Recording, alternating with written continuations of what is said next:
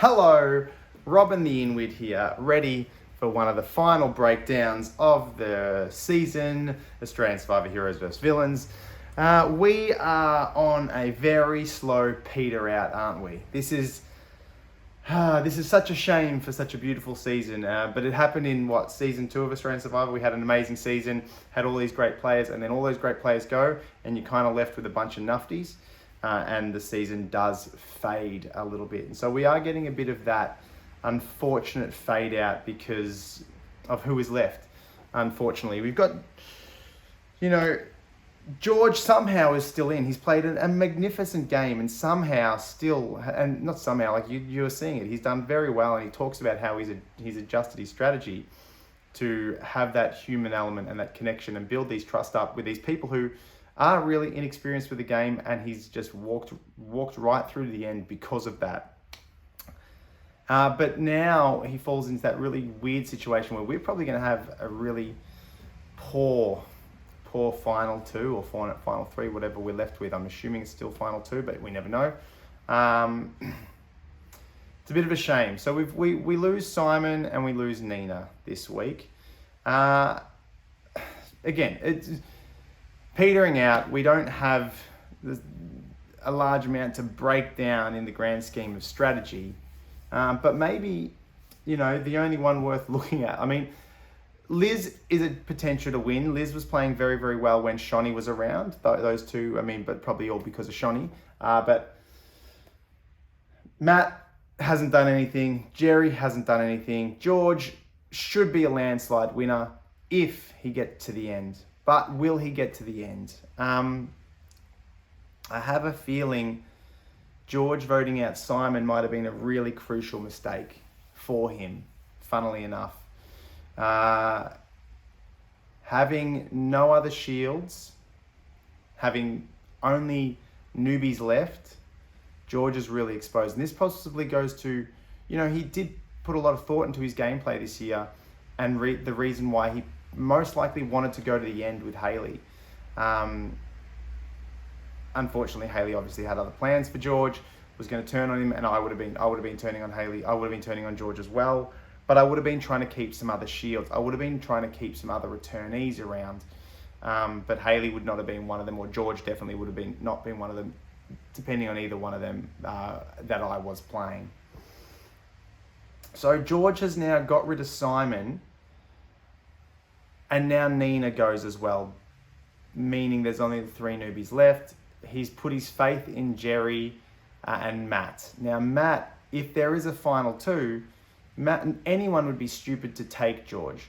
George's strategy was flawless until he came to this moment. He needed to put himself in a top 3 with someone he could easily say, you need to vote that person out.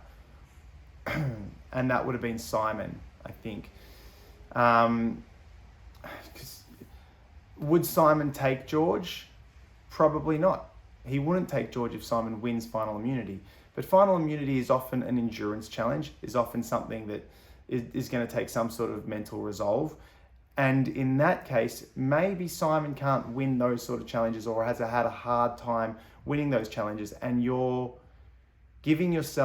is giving himself his best option by allowing someone else in that final 3. If it's Jerry, if somehow it got to Jerry, George, and Simon, Simon's probably going to win. But Simon versus Matt, Simon versus Liz, these 2 options for an endurance challenge give George some breathing space to hopefully get taken to that final tribal. He can pitch himself against Simon because Simon's won a record number of immunity challenges.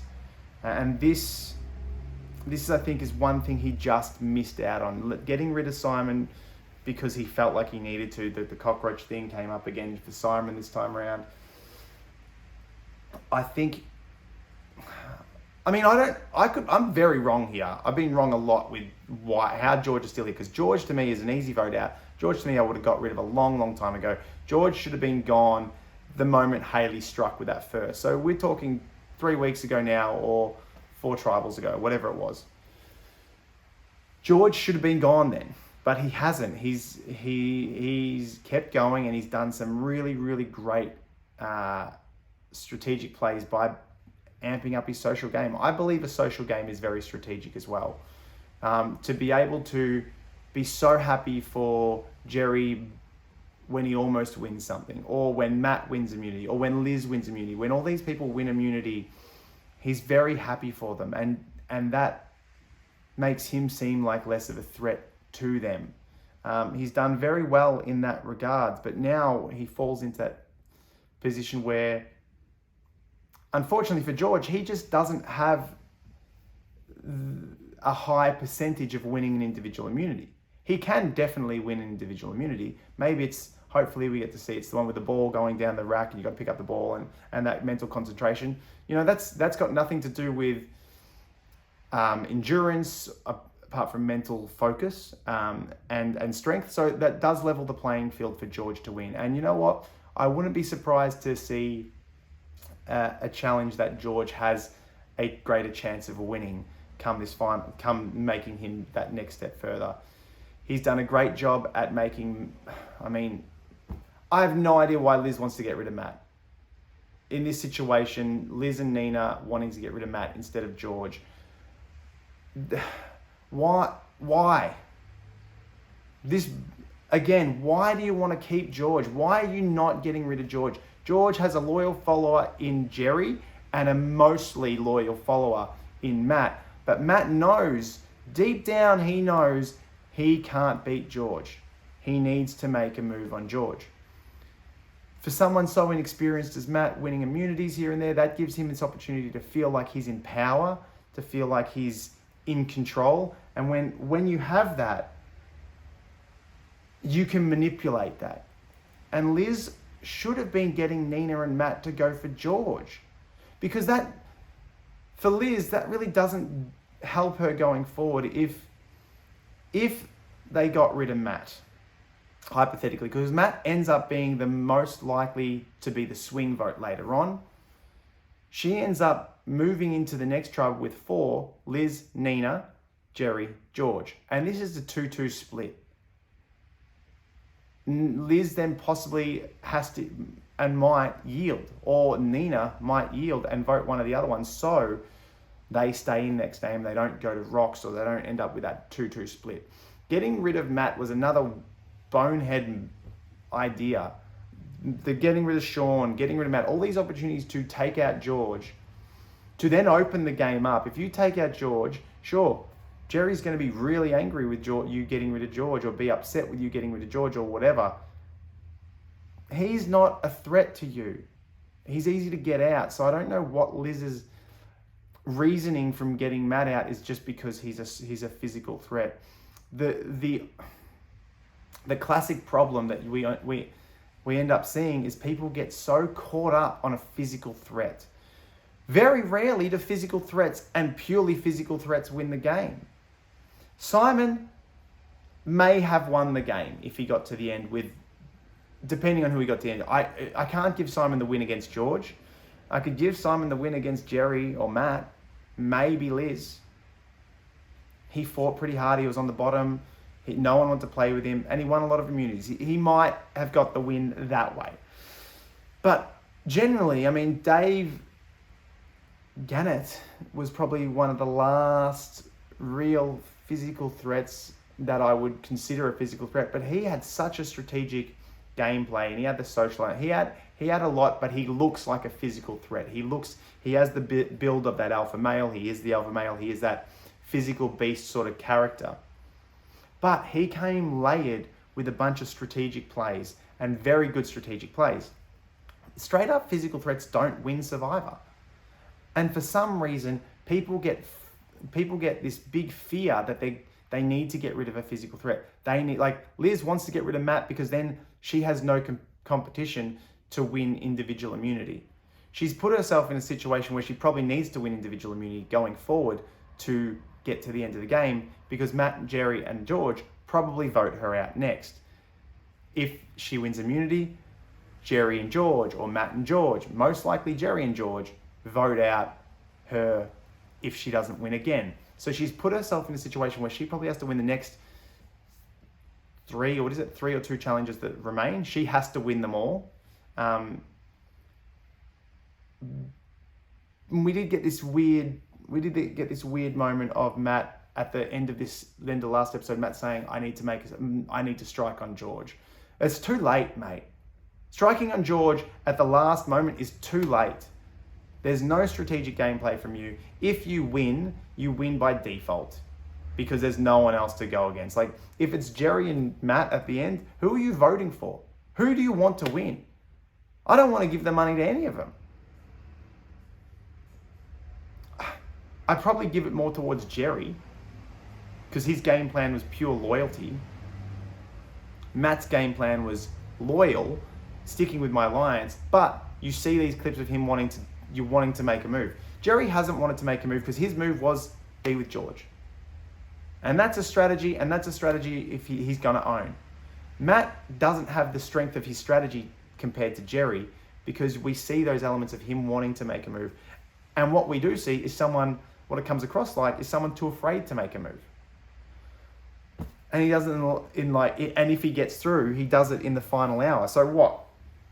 He wins immunity, hypothetically. He wants to make a move on George because now he feels he's protected because he's got the immunity necklace. Liz wants to vote George. Does Jerry want to vote George? He might, to show one element of strategy. George goes home. Doesn't mean who do I give it to? I'd probably give it to Liz. Out of the 3 newbies, I'd probably give the win to Liz.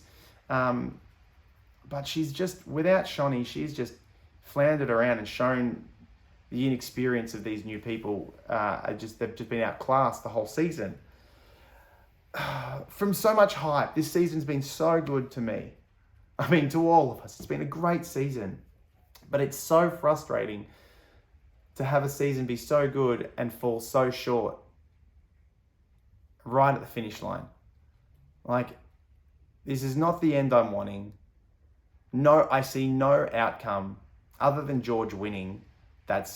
And George winning, it's not a competition. George should win. It should be 100% votes on George. No one else should get a vote. And if someone gets a vote, I mean, if George and Liz are there, maybe we have some form of stuff. We may, like, Shani votes for Liz for sure. We might have a bit of an interesting final tribal. But if you break the gameplay down, at every moment, even when they were aligned, for the most part, then they did go away and they came back together. Every single moment that there was a chance for them to spread apart and play their own separate game, George outplays Liz. Every time. Easily outplays her. Liz was caught on the back foot each and every time. I hope George makes it to the end because that's the right thing for this season, George to win. George to have gone in and Boston robbed this whole game. It's the right thing. But I just don't see how anyone wants to who wants to sit next to that man? You'd be crazy. I mean, it happened for Boston Rob, so maybe we'll be lucky and it happens for George. But I just don't see any other, I don't see why the 3 of them want to keep this brilliant tactician and very good social game player around. His social game has been improved dramatically. And even he talks about it in this last episode, going, this is possibly the reason I chose to be more strategic last time. This time around, sometimes the relationship. Yes, well, that's strategy as well. These relationships, they're the ones that are going to vote you to win the game at the end. And they've got to be on the jury. For George to get these votes, the people who are in his alliance have to have been gone without his actual input. Yet he's also had a play in that. He's not the one that's cast that vote, but he's allowed that person to go. There's a couple that I think the Sean vote was probably the one that wasn't on his agenda, but he's done very well. Where a Shani vote, well, he's got a real reason to why he voted for Shani. It's not a personal attack. It's not He hasn't been aggressively strategic and vile with his strategy. He's done it as a defense. He's played a really great offense by playing a great defense. You would get me, I got you before you got me. You would get me for Haley, I got you before you got me. I wanted to work with you to the very end. That was my whole plan going in. So George has this really great set of vote outs that were his alliance, but they aren't a backstab. He's blindsided without the backstabbing, and this is brilliant. This season deserves George as a winner. But I don't think we're going to get it. I think he goes out next because I wouldn't want to sit next to that man. He's played amazingly. I just hope he wins immunity. If George can start winning immunities, I would love the way they finish this off, giving him a little bit of a challenge run, and he wins immunity. But I just see this to be a flat end to an amazing season with a deserving winner who probably can't win because of that one error, I think, of not keeping Simon around. That was his best shot. I hope I'm wrong, but obviously I understand now why he wanted to work with Haley. You see this now as like having two people, having George and Haley, having the best player of this season and the winner of Brains vs. Brawn in your options for a final two situation. If he doesn't win and the other person wins, is the other person going to take Haley over George? It's still 50-50 because Haley's already won. That becomes a threat. But maybe Haley doesn't want to, maybe no one wants to vote for Haley to win again. But she's there again, so that's got to show how good she is. Or do you take George, who's been the amazing player of the season? George has a 50-50 shot of going to the end there, going to the final two. George has a 50-50 shot if Haley goes as well. But I think Haley, not 50-50, but there's more of a chance that Haley might take him depending on the other person that's there. Probably not. And then there's a chance for him to win immunity, and he gets the option of who he wants to take. So I understand why he wanted to take Haley. It makes sense going to the situation he's put himself in, whereas it's not up to me now. And that kind of sucks. His gameplay has been so right up until this last moment where it does become a little bit out of his control. The only time you want it out of your control is when you're sitting there pleading for your case for final two, because it is out of your control. You can pitch your case, and a strong pitch, great. But he has no control on what the jury have been saying back at Jury Villa. It's out of his control. But to be this close to the end and now be sitting there going, well, it's actually out of my control. I played too well a game to be taken further. And he kind of knows it. He has to kind of win immunities. Would Liz take him after the whisper to Nina? I mean, Liz is smart enough to know you can't beat George. I don't know. It's a bit of a depressing end to an amazing season to me. I'm sad. I'm sad that we've come so far. We've come 50 odd days or 48 odd days to the final week or the final 3 episodes or whatever we've got left to end this way. Sad. It's a sad end to some really great gameplay, some really great manipulation, some really bold strategy by one player, and a lot of subtle stuff and some great stuff by other players that didn't get to the end. Like season 2, when Luke Toki was great and you wanted him to get there, but he didn't get to the end.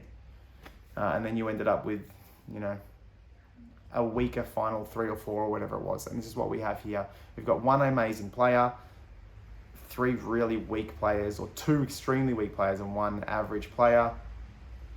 And that's it. Nothing. It's hard to see him getting to the end. It's hard to see him getting a win.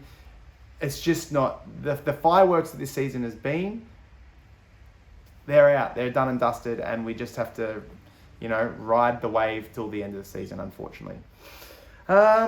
Anyway, that's pretty much my wrap up. In other news, they've auditioned this season. They're auditioning for Survivor again. My chance is back, baby. Let's do it. I'm going to be working hard to hopefully not be doing these reviews, or maybe doing these reviews with my own gameplay next season. Who knows? I don't know what I'm going to... I'll probably be first out even if I did get on the island, and knowing my luck. But, hey, time to audition for Survivor. We know we've got a last 3 episodes or whatever of Peter out. So let's get ready for next season. What are they going to do? Are they going to do themes? Are they going to hopefully not bring back returnees and have a whole fresh season? I'm a little bit burnt out by the constant returnees, and I'd love them to have a really good fresh slate of potential new cast members. What theme will they play? I don't know. Will they give us a hint to help me out with my audition? I got no bloody idea. Anyway, I'm going to wrap it up. I'm going to get to work. I'll upload this tonight. Have a great day, everyone.